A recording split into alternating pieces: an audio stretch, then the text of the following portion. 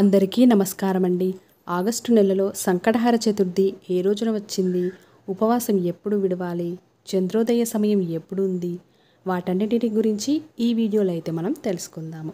August నెలలో August 22 గురువారం రోజున మనకి సంకష్ట చతుర్థి అయితే వచ్చింది. మరి చవితి తిథి సమయాలను చూసుకుంటే 22 ఆగస్టు సాయంత్రం 4:46 నుండి 23 ఆగస్టు ఉదయం 10:38 వరకు అయితే ఉంది. మనకు ఏ రోజైతే చవితి తిథి సాయంత్రం ఉంటుందో ఆ రోజే మనం పూజ అయితే జరుపుకోవాలి. మరి చంద్రోదయ సమయం కనుక చూసుకుంటే ఆగస్టు 22న రాత్రి 8:33 ఉంది. ఈ సమయం తర్వాతనే మనము చంద్రునికి ఆజ్ఞాన్ని సమర్పించి ఉపవాసం అయితే విడవాలి. అలాగే ఈ మాసంలో వచ్చే చతుర్థిని బహుళ సంకష్ట చతుర్థి అని అంటారు.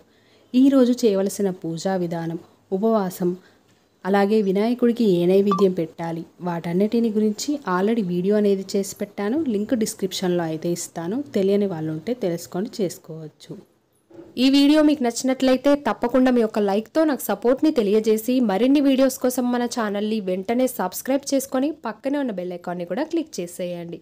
ధన్యవాదములు.